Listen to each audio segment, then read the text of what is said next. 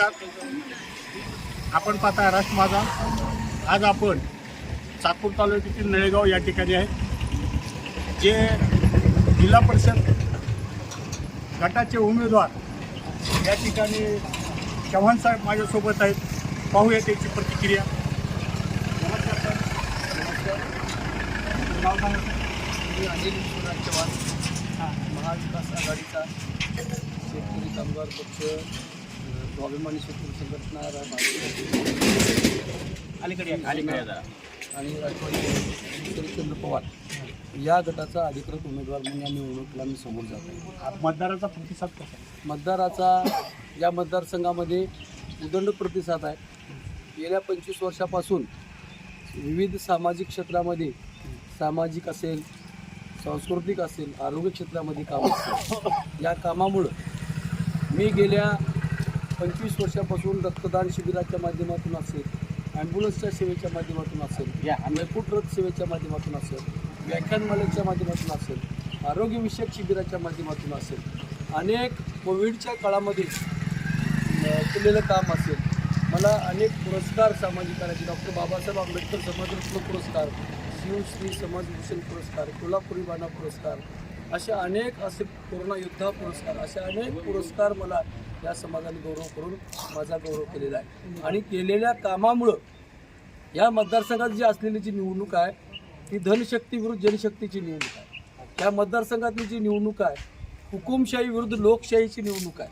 त्या मतदारसंघातली जी निवडणूक आहे ही नळेगाव मतदारसंघाला दहशतमुक्त आणि भयमुक्त करण्यासाठीची ही निवडणूक आहे.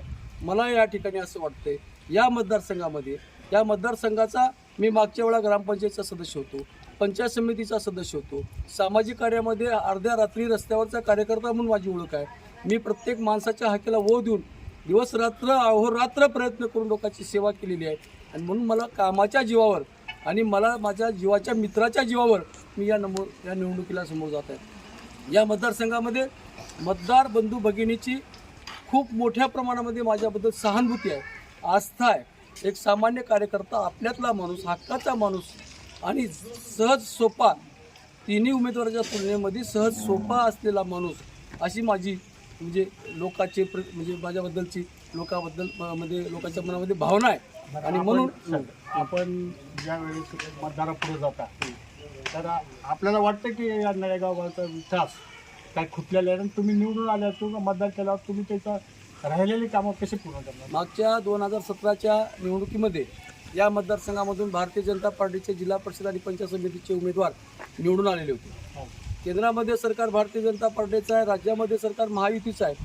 जिल्हा परिषद भारतीय जनता पार्टीच्या ताब्यामध्ये होती. आणि मागच्या 4 वर्षाच्या काळामध्ये या सरकारने जाणीवपूर्वक वातावरण पोषक करण्यासाठी निवडणुका घेतल्या नाहीत. आणि निवडणुका घेतल्या नसल्यामुळं गेल्या 9 वर्षामध्ये मागच्या उमेदवारांनी कामं केलेली नाही, त्यांचा लोकांचा संपर्क राहिलेला नाही.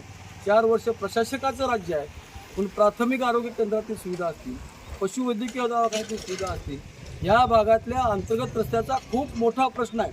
नळेगावहून देवंगरा, सुगाव, मुरुंबी जाणारा रस्ता असेल, नळेगावहून देवंगरावाडी जाणारा रस्ता असेल, नळेगावपासून अनेक अंतर्गत खेड्यापाड्याला जोडणारे जे रस्ते असतील, या रस्त्याचा खूप मोठा प्रश्न आणि पिण्याच्या पाण्याचा प्रश्न, असे प्रश्न रस्त्याचा आहे, पाण्याचा आहे, शाळेतल्या गुणवत्तेचा विषय आहे. अनेक मूलभूत सुविधा लोक आम्ही जेव्हा जातो तर ह्या रस्त्याचं लय दिवसापासूनचं रखडलेलं जी काम आहे ती आम्ही पूर्ण करणार आहोत. आणि लोकांच्या ज्या समस्या आहेत त्या समस्याला समोर जाऊन हक्कानं लोकांना मतदान मागून लोकांचे कामं पूर्ण करा. नालीचा प्रश्न असेल किंवा चव्हाण साहेब, माझ्या जिल्हा परिषद मतदारसंघामध्ये नळेगाव, लिंबळवाडी, नळेगाव भोवतालच्या वाड्या, लिंबळवाडी, देवंगरावाडी, सुगाव, मुरुंबी, माळंगरावाडी, गांजूरवाडी हे गाव आहेत. जवळपास 27,000 आसपास मतदान या मतदारसंघामध्ये. बूथ किती आहे सर? 26 बूथ आहेत. आणि या मतदारसंघातला खूप मोठा प्रश्न जर असेल तर अंतर्गत रस्त्याचा आहे. आज अक्षरशः माझ्या विरोधात उभा टाकलेले जे एक उमेदवार आहेत, राष्ट्रवादी काँग्रेस पक्षाचे अजित पवार गटाचे, त्यांचा सहकार मंत्री, यांचे तालुकाध्यक्ष आहेत. मला वाटतं त्यांना तर कसल्याच पद्धतीचा नैतिक अधिकार मतदान मागण्याचा नाही. कारण त्यांच्या स्वतःच्या गावाला जायला जर म्हणजे रस्ता खड्ड्यात रस्ता आहे की रस्त्यात खड्डे आहेत ते अशी देवगड परिस्थिती. कुठले आहेत ते? हे सुगाव सुगावचे.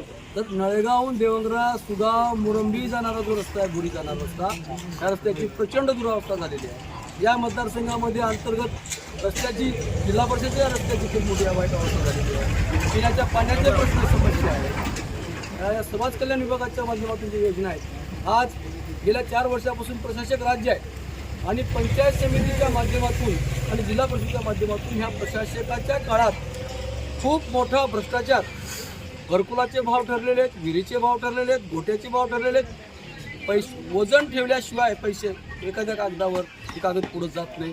अशी एवढी हे महाराष्ट्र आहे आपण पहिलाच आहे सर का बिहार आहे असा पंचायत प्रश्न आम्हाला समितीमध्ये पडला. कलकुटी या गावामध्ये खूप मोठा भ्रष्टाचार झाला, त्याच्यात ते निलंबित झाले. असं आपल्याला वाटतं की आपल्या गावामध्ये बी असा भ्रष्टाचार झाला?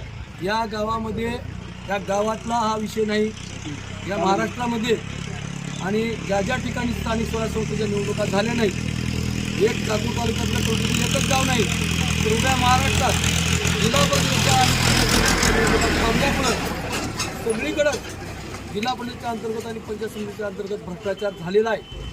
कारण प्रशासक राज्य असल्यामुळं जिल्हा परिषदेमध्ये पदाधिकारी नाहीत, अध्यक्ष नाहीत, सभापती नाहीत किंवा पदाधिकारी नाहीत किंवा पंचायत समितीमध्ये पदाधिकारी नसल्यामुळं या अधिकारी आणि कर्मचाऱ्यावर कोणाचा अंकुश राहिलेला नव्हता आणि त्यामुळं खूप मोठ्या प्रमाणामध्ये भ्रष्टाचार झाला. आजच्या घडामोडी जाणून घेण्यासाठी राष्ट्र माझा लाईव्ह न्यूज चॅनलला सबस्क्राईब व लाईक करा.